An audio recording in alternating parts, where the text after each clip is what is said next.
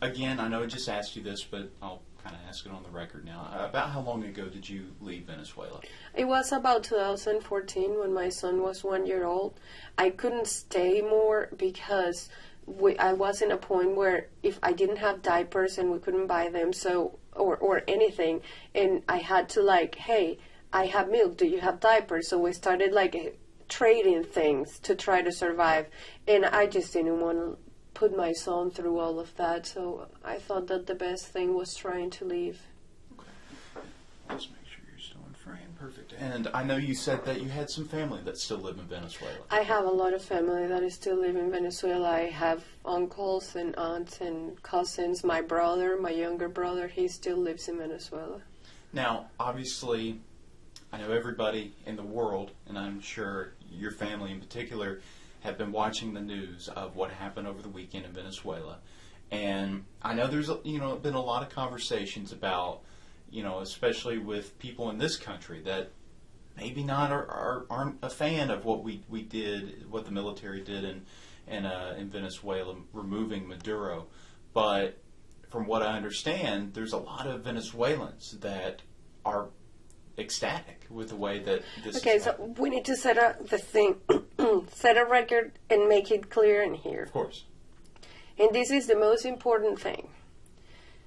100% of the Americans that are against what happened in Venezuela are not coming from experience, okay? Whatever situation you have ever lived in the United States will never ever compare to the famine, persecution, and destruction that we have endured to 26 years. You are upset that a military operation took place because of oil, supposedly. That's what is being said. But nobody said anything while people starving, eating out of the trash. Like, I had friends that took whatever somebody threw on the trash and tried to eat the leftovers. I had family that died because we tried to take medications from the country that we were at and send it to Venezuela, and it wasn't allowed in. Goodness, sorry, No, don't worry. flag came on down. Goodness, all right. Yeah, so we were talking about,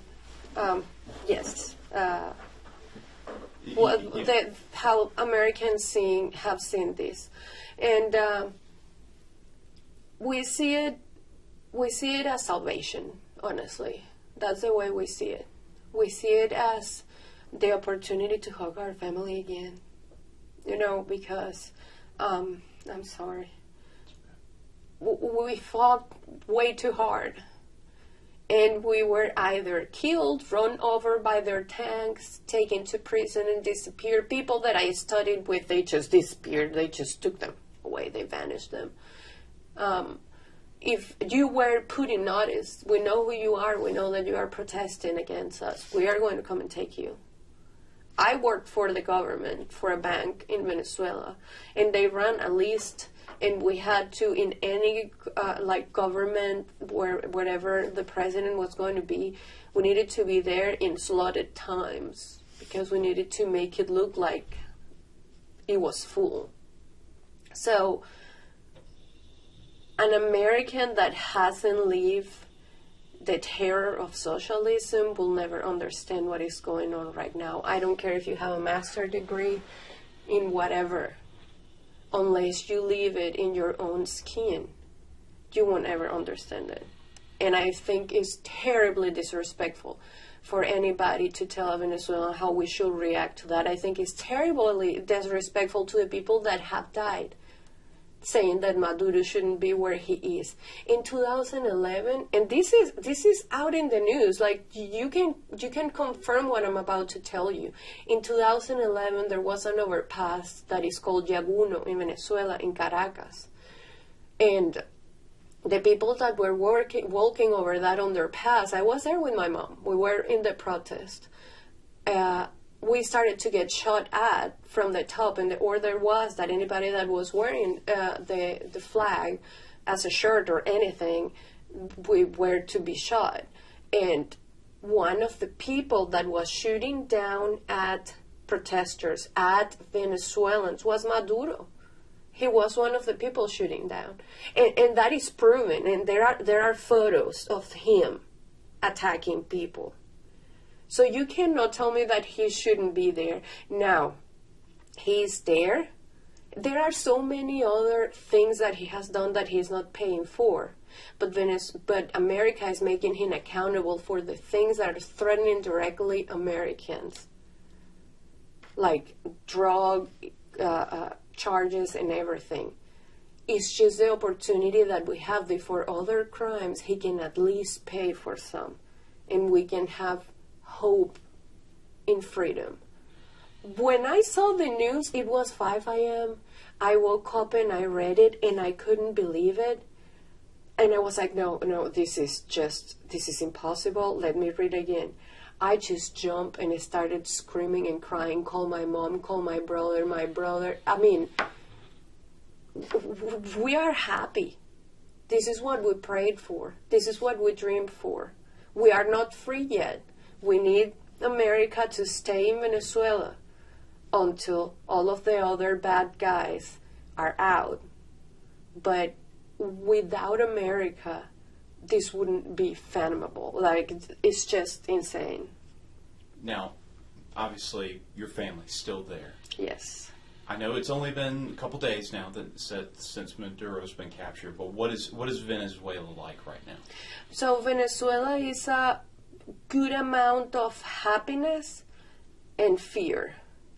We do celebrate, and like you can hear the celebration, and people, we call it panelazo, like we make sounds with the pans and etc. But at the same time, they are still in power, even though Maduro is out. Delcy Rodriguez is as bad as he is. So people have been threatened, and people are actively being threatened. If you show support on what is happening, we are going to come and get you. So why don't you see Venezuelans in the street of Venezuela? Because we know that the military in Venezuela is still under control of Delcy Rodriguez, and if we go out to show support to what is happening, is going to happen the same that has been happening in all the protests that have happened. We are either going to be shot at, killed, disappeared, like something bad is going to happen. Like we get messages on WhatsApp. My brother, on the day that the bombs hit, that morning, where we live, where our home is, or used to be my home, is on a straight line less than a mile away from where one of them hit, the volcan antennas, las antenas del volcán. It was where it hit. He said that he heard it and he saw it and it felt like the world was ending. But the fear is so great of what the government is capable of that when we were talking on the family chat, because he needed to go somewhere else to charge his phone because they lost power and all of that, and when he was coming back, we were advising him, delete all the conversations with us, turn the Wi-Fi, like turn the WhatsApp off, your Instagram, don't share anything. If they stop you on the way back, make sure that you don't have any of these conversations with you, because that's the first thing they do. They ask you for your phone and they check on your WhatsApp and they see what you have been talking about, and in that, then something may or may not happen with you. Now, for your family, are you worried for their safety? I am worried for their safety. Now, in a situation like this, is there any way to really guarantee their safety? If America had boot on the ground. And, yeah. Oh, sorry, go ahead. Because, so, this is the deal. I think that America is being smart about the way they are doing things. But to us, although it's great, we are like, just don't hold back. Just send it all.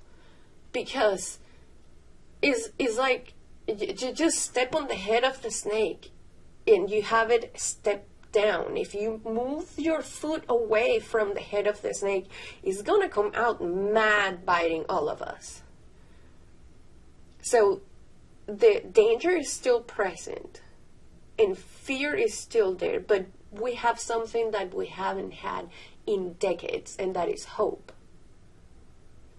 Because our hope is that they are not going to come and remove him and then go away like, oh no, yeah, it's fine, we just take him because of what he did. No, our hope is like, if you go away, they will still traffic drugs. They will still do all the things they are doing. So we are hoping for change because of the presence of the United States. Now, we need to set the record straight. Venezuela had her golden years in the 70s and the 80s. Venezuela's oil industry was run by United States, by American companies, by Americans. Americans built schools, Americans built infrastructures and roads and everything. My grandfather worked alongside them. Like, this is not like, oh, America wants the oil of Venezuela. I mean, of course, Russia, Iran, like, all of them also want the oil, but the difference is what is being used for. When Venezuela was in its prime, it was the United States. We have words in our language that are an adaptation of Americans. Like, watchman is the guy that stand watch. We call it watchman.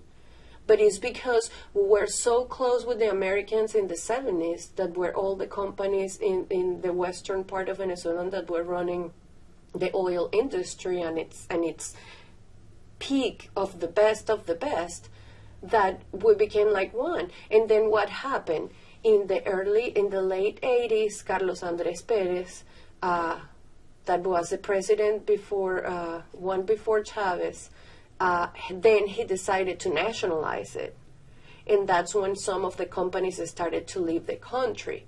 After that, after a few years of Chavez in power, then he decided to 100% nationalize it, but he didn't do it in the way that should be done by repaying the investments or setting the record straight with the companies and sending them out. He expropriated the companies and became Petróleos de Venezuela.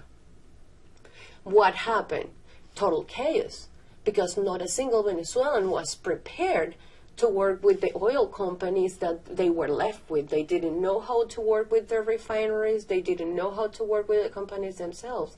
And that's how we came from being the biggest country in oil to literally produce less than 18%. We produce less than Colombia. It's just insane. We can't even refine our heavy oil. That's why Iran has to help us. It's just insane. It's a lot that goes on. So when somebody says, oh, America just wants the oil, take it. We just want food. Take the oil. If Russia and Iran and all of those countries are taking it already, Cuba, please, America, take it. Welcome, Americans, please. We just want to be able to have a life so we can pay for it, so we can live, so we can eat. People say, oh, it's going to be the 52nd or whatever state. Heck yeah, I'll dance the YMCA.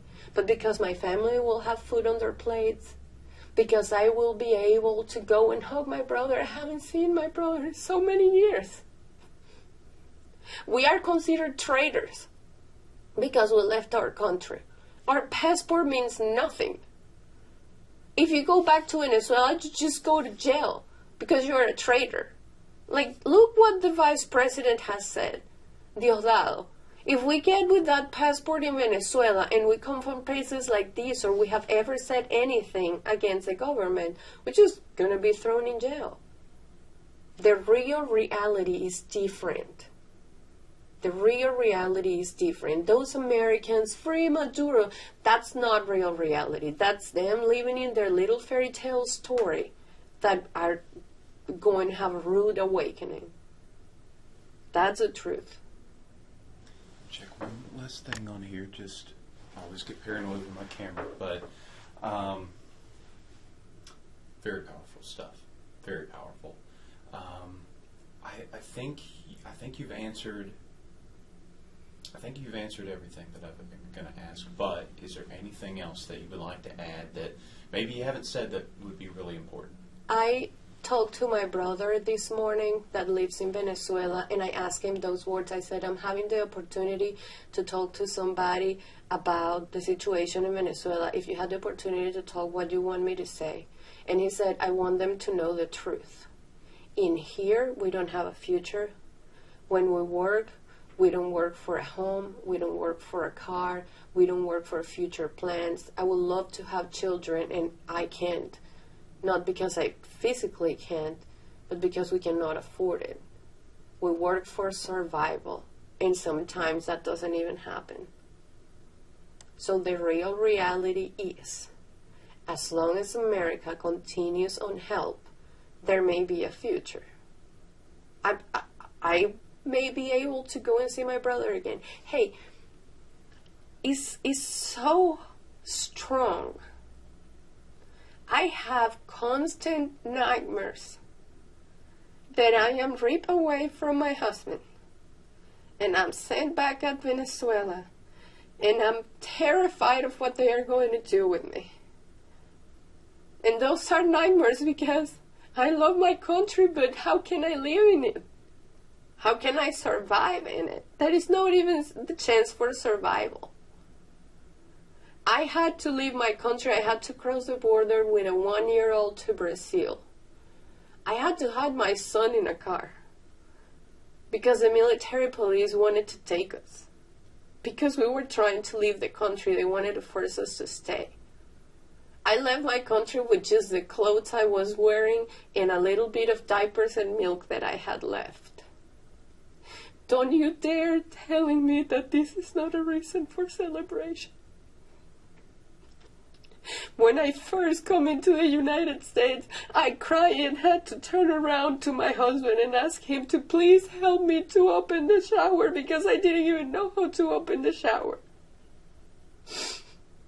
When I walked into Walmart and I saw so many options to eat, I couldn't believe myself. Our reality is different. We want to live. And you guys have everything in this country, more than you could ever imagine. And I just wish that you could love it a little bit more and respect it a little bit more. Because if I had to give my life for America, I would. Because my family, I can have dreams and hopes and plans of a future, dreaming of a home, of a car, and all these silly things. Because of the United States. And whatever they do, they can destroy our body, they can destroy our history, they can destroy everything that they have done. They destroyed the Bolivar, they took 5 zeros from our, they can destroy anything, but what is in here? What is in here? The things that we lived through, that we survived through. They will never take it away from us. And there will be a day that as a family I'm going to go and hug them all again. We're going to say that we make it. And that's because real men in uniform went and took that man away. And that is the truth. I'm so sorry. No, it's okay. Here, let me,